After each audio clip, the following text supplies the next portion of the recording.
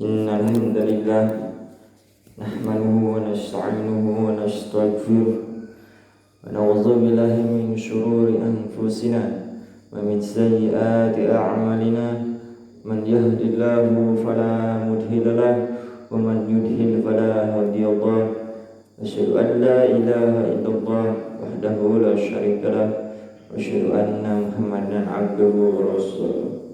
Qala Allah Ta'ala, Allah mengingatkan dalam kitabnya, ya ayyuhalladzina amanu taqullaha haqqa tuqatih wa la tamutunna illa wa antum muslimun. Amma ba'd. Semoga dirahmati Allah Subhanahu wa Ta'ala. Lanjutan kemarin tentang bacaan Al-Quran meninggikan derajat di surga. Alamah Dani rahmatullah alaih mengatakan bahwa para ulama ahli Al-Quran telah sepakat ada 6.000 ayat dalam Al-Quran. Namun mereka berbeda pendapat tentang jumlah selebihnya. Ada yang menyebutkan 6.204 ayat, 6.014 ayat, 6.019 ayat, 6.025 ayat, dan 6.036 ayat. Isi kalimah-kalimah Al-Quran sama, hanya ada perbedaan cara menghitung ayat. Dalam syarah Ihya ditulis bahwa setiap ayat bernilai 1 derajat di surga, sehingga dikatakan kepada pembaca Al-Quran, derajatmu di surga sebanyak ayat yang kamu baca. Barang siapa yang membaca seluruh ayat Al-Quran, ia akan mencapai derajat tertinggi di surga.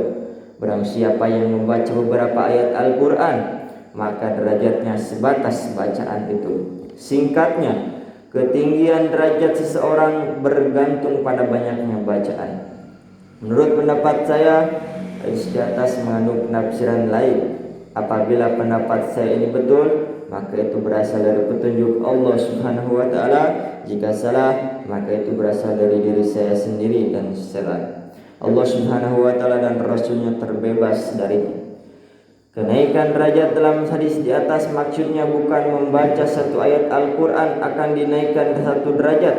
Sebab jika demikian, tidak ada perbedaan antara orang-orang yang membaca Al-Quran dengan tartil dan membaca tanpa tartil.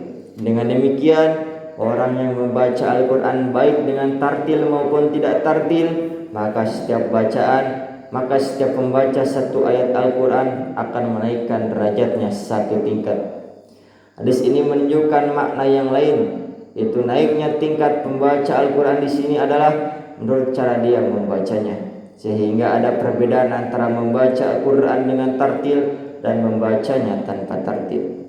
Oleh sebab itu, barang siapa membaca Al-Quran dengan tartil di dunia, maka sesuai dengan tartilnya itulah dia bisa membacanya di akhirat, sampai yang memperoleh ketinggian derajat yang sesuai.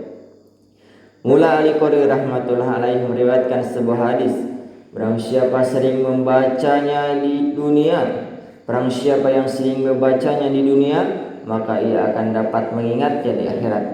Jika tidak, maka dia tidak akan mengingatnya di akhirat. Semoga Allah Subhanahu wa Ta'ala memberikan kemurahannya kepada kita semua.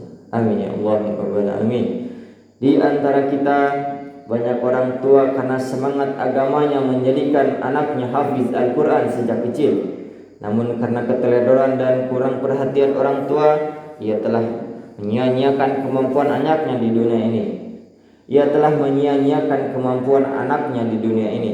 Sebaliknya, beberapa hadis menyebutkan barang siapa berusaha bersungguh-sungguh dan susah payah menghafal Al-Quran, lalu ia meninggal dunia belum hafal Al-Quran, maka Allah Subhanahu wa Ta'ala akan membangkitkannya dalam golongan para hafiz Al-Quran. Kemurahan Allah Subhanahu wa Ta'ala sungguh tidak terbatas. Adakah orang yang mau mengambilnya?